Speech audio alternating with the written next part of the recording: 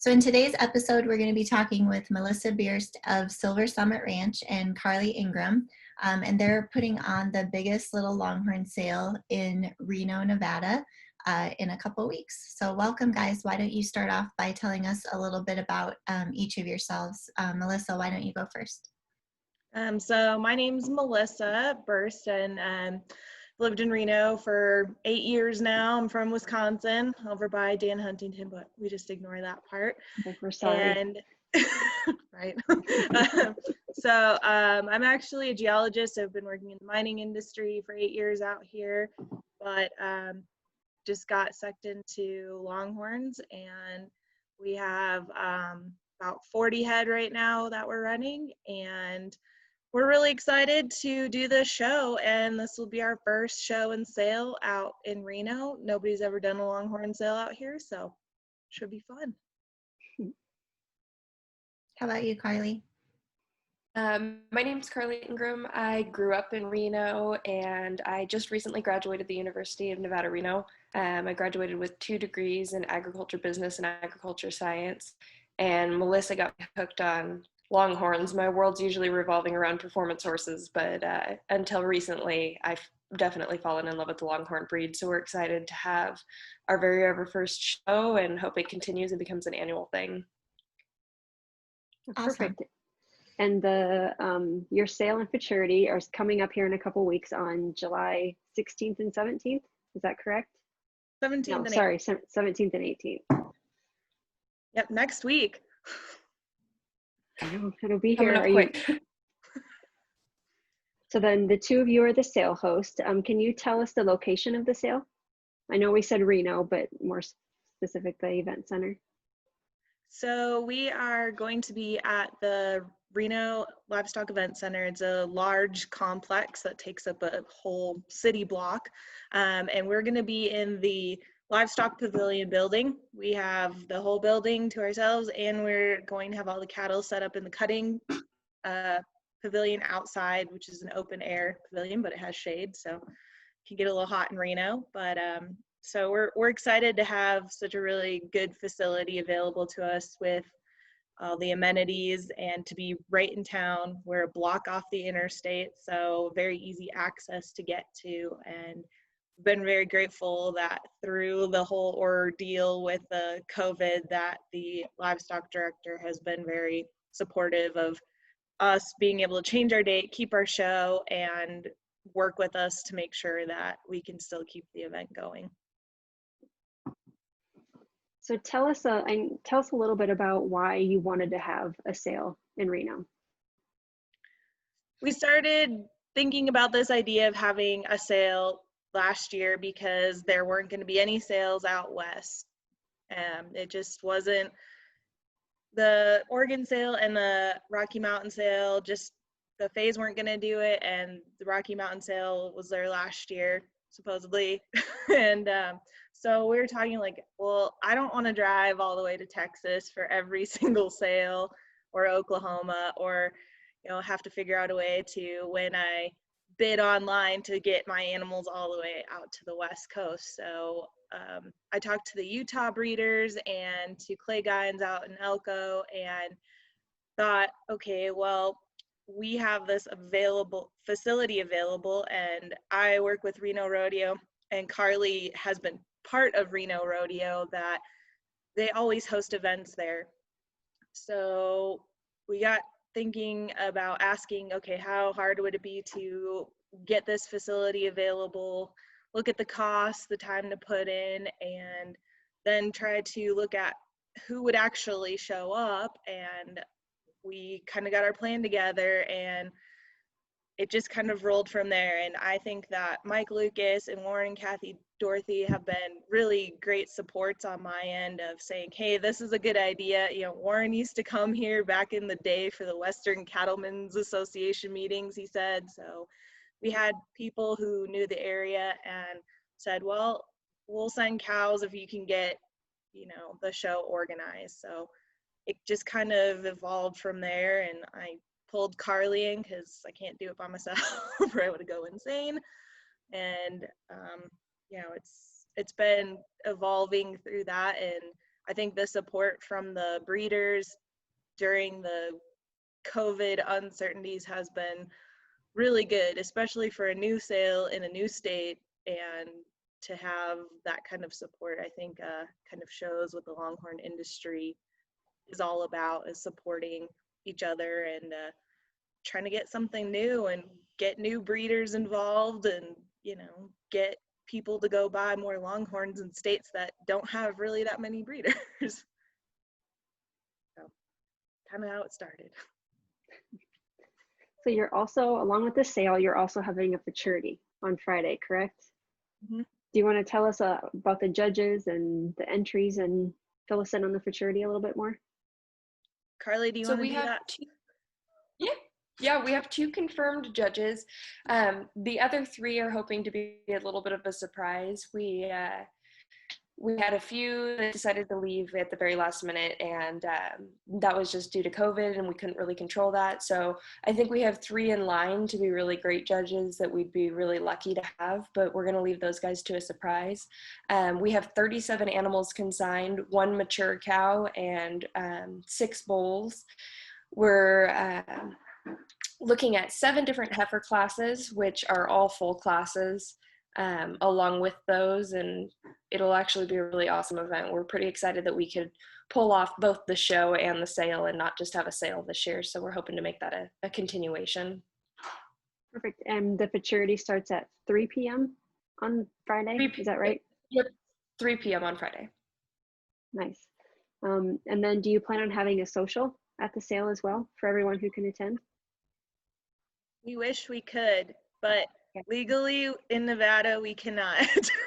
So, you know, unfortunately, Nevada is a face mask mandate state, so we cannot have a gathering, but we can't stop people from gathering behind the barns. So we have been able to work with the livestock event center that will have concessions available, so at least we can have some sort of food drink option. We can't, you know, set up tables in a tent like we wanted to, but at least people aren't going to starve and be dehydrated. So kind of working with what we got and follow the rules, because, you know, also unfortunately the livestock event center is right next to the health department, so we don't need them coming over and shutting us down. Yeah. Do you know, will you be the first event there during the whole COVID thing, or have there been some other livestock events there since? Co-sanctioned with one. What'd you say? Sorry. I don't know if we've had others though, Melissa, have we? Just, I know that the last weekend before we went down there, they had the swine show, and they had 500 pigs. So they've had events and they've had groups of people. They're under the mandate to have a 50% capacity for each arena. The main arena sits 6,000 people, and the pavilion that we're using sits 1,000 people. So, I mean, we can spit 500 people and still be within the state mandate. So, you know, we are completely fine on our side. And we have the same weekend, next weekend in the main arena, the mini horse show is happening. So if people want to go watch mini horses pull carts before the sale, or, you know, hang out all day, there'll be mini horses and longhorns to look at on the rodeo ground. So should be fun. Plenty of entertainment. And the auctioneer that you chose this year? Bruce McCarty is coming out to do the auction. So we're really happy that him and Lori can come out and help us out and sell some cows for us. And all of the animals are on Hired Hand Live, so people can go out and look at the animals, bid, and if they can't make it to the sale, they can you know, start bidding now, or it'll be online and live next weekend. Because the sale starts Saturday at 2 Pacific. Yep. Which is noon Central. Yep. Yes. Yes. Okay. My time conversion isn't always the greatest sometimes. It doesn't make it easy, for sure. For sure. So let's talk a little bit about the consignments and the consigners. Go ahead and start by telling us who some of your consigners are to this being your first sale. So I've got my list here. So we have Warren and Kathy Dorothy from Caballo Bravo Longhorns. We have Alex Dees from CR Longhorns. We've got we're consigning from Silver Summit Ranch. We've got Mike and Kat Lucas from Lucas Ranch. We've got Judith Wilson and Ingrid Huang from Roughshod Ranch. Clay Gines from SC Longhorns. Jason Hardy from JH Cattle Company. Wes and Suzanne Skinner from Southern Longhorns. Mike and Linda Metcalf from Longhorn Ventures. Kim and Nick Nicodem from Commander Place Longhorns. Josh and Kit and Wendy from Plain Dirt Farms. Ron and Joanna White from White's Longhorns. Chris Heron from Bar H Ranch. And Jake and JC Gardner from the Gardner Cattle Company. So I think we got a good geographical spread. We've got people consigning for the very first time to a sale. So, you know, I think that's a good start to get a good mix and get new people involved. We've also got new people coming in for the futurity who've never done a futurity before. And we've got some people who have signed up to, well, asked me if they could sign up to pre-bid. And so we've got people, I've already went on hired hand and I saw some people have bid already. So, so it's always good to see that people recognize we're here, and I think we've got really good animals for our first sale and during a crazy time where people can't always travel like they would like to. So how many consignments are there total? We have 37 consignments. Okay. And a few of those names you listed off, I recognized as not being from the West Coast or that area. Do you have haulers lined up, or are you hoping some of the non-West Coast people will haul for others that by where they're heading back to?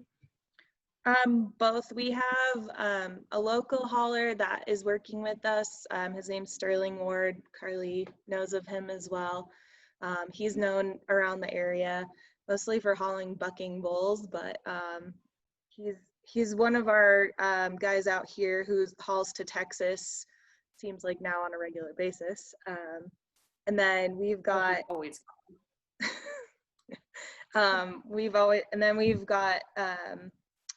we've got people in trailers that are going back to the East Coast, and if nothing else, I've told people like I'll be heading east for a couple weeks to hit some futurities and sales in September, so I can always take some back with me as well.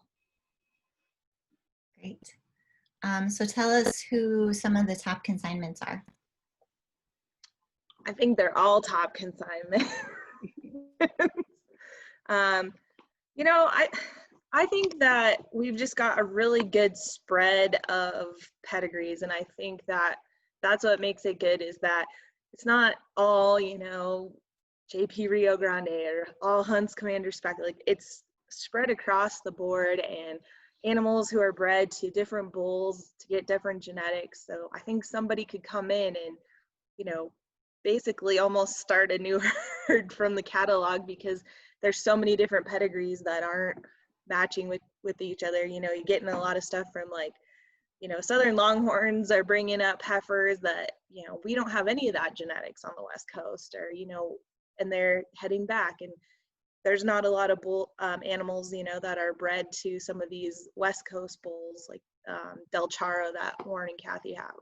Or so I think it's just a really good mix, you know, of the West Coast and the Midwest genetics. We've got Alex Dees bringing down animals that are bred to, you know, some of Justin Romback's bulls that they have partnerships with, or one of her cows is bred to the partnership bull with Nancy Dunn. So we've got like this good mix of everything kind of going on. So there's something for everybody who likes specific things, and we've got every color of the rainbow, from, you know, blonde to blue and everything in between. So I think that's what I was happy and excited about, that, you know, we've got just a really good mix of pedigrees, colors, horn length, and, you know, bull genetics mixed into the group. Perfect. So do you want to speculate who the top sellers will be? I don't know. What do you think, Carly? I hope they're all top. I hope they're all $20,000 animals. I don't know. I think we have some good ones in there. I know we hope to see Silver Summit, the bull that we've put in the consignment. Not that he may not be a top consigner, but we hope to see him go and continue to produce progeny now that he's done his job for us. Gosh, as far as top goes, I don't know. The one that we have our heart set on, we don't want to mention yet because we're going to be involved too. But I think that she would probably go to be at the top. Well, you'll have to let us know after if you were right. Definitely. Will do. Let's talk a little bit about some of the people that are traveling to the sale. Is the host hotel, can you tell us who that is and if they still have rooms available if people are still needing to get a room? So our host hotel is the Grand Sierra Resort. They still have rooms available as of now. They're a 5-minute drive, if that, from the Rodeo Grounds Event Center. They have tons of trailer parking. We have been watching the hotel capacity because hotels can only book at 50% capacity right now too. So luckily we live in Reno and we have tons of hotel casinos available to anybody. So it's not like we'll run out of rooms at all in Reno. And we do have some really great options for hotels. We've used the Grand Sierra because of the trailer parking capacity that they have. They've got a huge parking lot. It's been kind of the rodeo stock show host for a lot of events. But we have a couple other hotels that are around that are really nice that aren't too far away either. The Nugget Resort and Casino is just down the road, and they've got capacity, and the Pepper Mill doesn't have trailer parking, but it's really nice and fancy and fun to hang out in, and looks like you're in Italy, so it's always kind of fun. So lots of good restaurants and good food and good places to stay within, a 5-minute drive of the event center, which makes it really nice. So for those people that are using this as a chance to get away from Texas or Oklahoma or wherever they're coming from, can you give them some of the area attractions or things to do around Reno? Sure, we could probably split this one up since Carly's lived here her whole life, but I mean, Lake Tahoe is always a good one. Yeah, Virginia City, it's a little ways out, kind of like Lake Tahoe, but we totally recommend Virginia City. I'm actually shocked they've been open during most of this COVID ordeal. But if you're a history buff or you're into the old mining, they have tons of attractions up there. It's pretty much like walking into the wild, wild west. So definitely one I would recommend. Pyramid Lake isn't too far away. It's about maybe 45-minute drive. I think it's still closed now to the public, but it might open, I'm not sure. But Tahoe's open. Lots of gastropub type small eats restaurants have become really popular in Reno. So if you're a foodie, that's always fun. Shopping, fishing in the Truckee River, kayaking. We have a really good river that runs right through the middle of Reno. We're right by the Sierras. You could go up, and all the ski resorts are open for hiking and biking. If you're a mountain biker, you can rent mountain bikes. I jump on with Carly. I recommend Virginia City because that's where I'm working right now, up at the old mine. I'm trying to rehab it, so I'm all for supporting Virginia City, which is kind of cool if you're into, like what Carly said, history. It's, the show Bonanza, kind of all centered around Virginia City, so it's always fun. Just lots of hiking and mountains and I think. Yeah, we have a lot of gorgeous views around here for sure. Lake Tahoe is one of my favorite places I've ever been. So I would ditto that and highly recommend that. I've been to Virginia City too, but my memory doesn't serve me right to remember what all I saw there. Tahoe's beautiful, and there's, you know, many places to go up there, and it's kind of breathtaking. And if you're a foodie, definitely there's some really good places to eat up in Tahoe. We go up probably once every couple weeks just to get a bite up there. Anything else you'd like to share about the sale? Carly, anything? Can think of. We're just really excited and grateful for all of our supporters and our sponsors, and we're really looking forward to seeing everybody.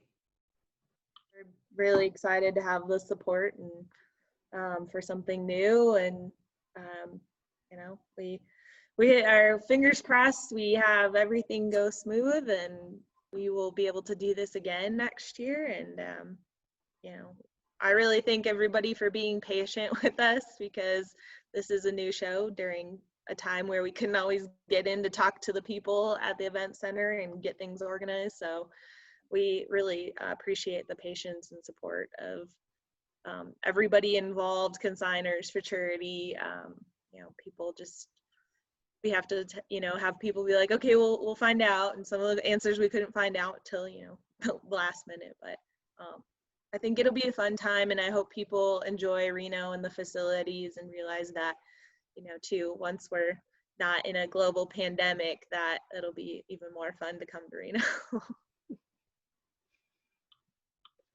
Well, thanks for joining us today. We appreciate you taking some time to sit down and talk about the sale a little bit. Yeah, thank you guys.